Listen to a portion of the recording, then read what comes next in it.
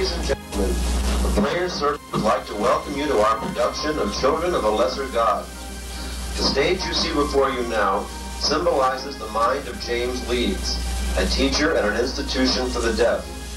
The frequent changes in time and place throughout the play suggest the way his mind works as he recalls significant events in his life, especially the ones which involve his relationship with Sarah, one of his deaf students. And now, before we begin, one reminder. Please, no photographs with or without flash. It is distracting to members of our audience and dangerous to the actors on stage. Thank you.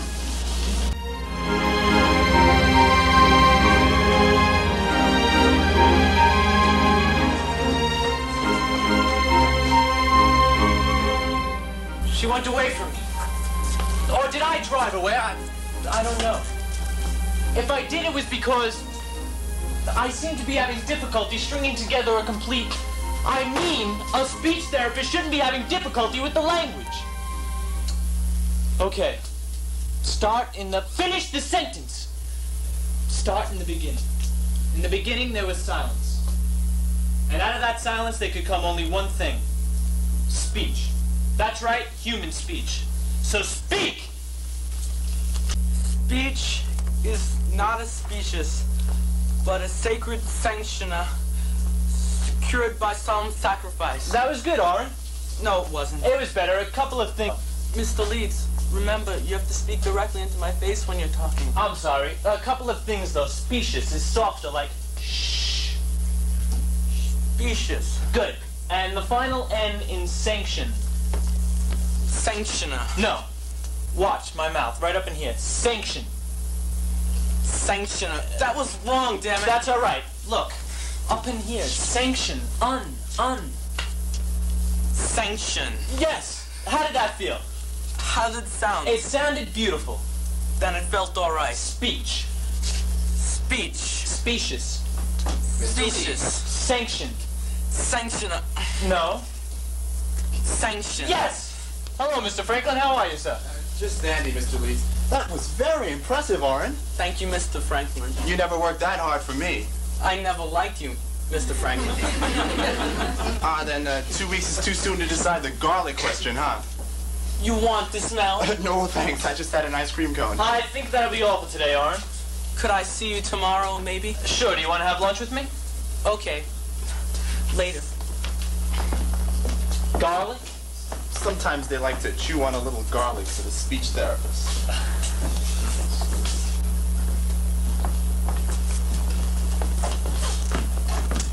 Mr. Leeds, this is Sarah. Hello, Sarah. How are you? Am I deaf? No. Why? Stay. You. Well, you did say that to her as if she Pardon was... me, Mr. Leeds, but save your lectures for the staff meeting, okay? Sarah has a certain aversion to learning speech, but she did so well for your predecessor that I can't imagine she wouldn't do the same for you. So, I'd like you to take Sarah on in your spare time. Well, I wouldn't go as far as to say as I have any... Fine. Good. Do you play bridge? Yes, I do. Good. 8 o'clock tonight, my place. Deaf power, thumbs up. Well, Sarah. Would you like to sit down? Right there. Why don't we both stand then? I see. You got me there. So, you're an apprentice instructor, is that correct? Or perhaps a dorm assistant? I know, I see it says here you're a maid. A maid? I can't help detecting a certain reluctance to communicate with you. Is that because you're afraid you'll be embarrassed by the sounds you make? Are you reading my lips? I don't think you're reading my... Okay. That was quick of me. Why don't we start by signing to each other, and then maybe next week we'll shoot for an oral interpretation of F-I-N-N. Finnegan's Wake? Forget it.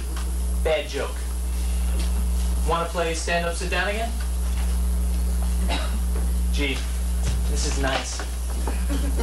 I get the feeling Franklin's trying to play a little joke on the new teacher, putting his Delusions of grandeur? How do you sign delusions? Delusions? Dream? Come on, you can't do this to me. I was in the Peace Corps for 3 years. I saved Ecuador.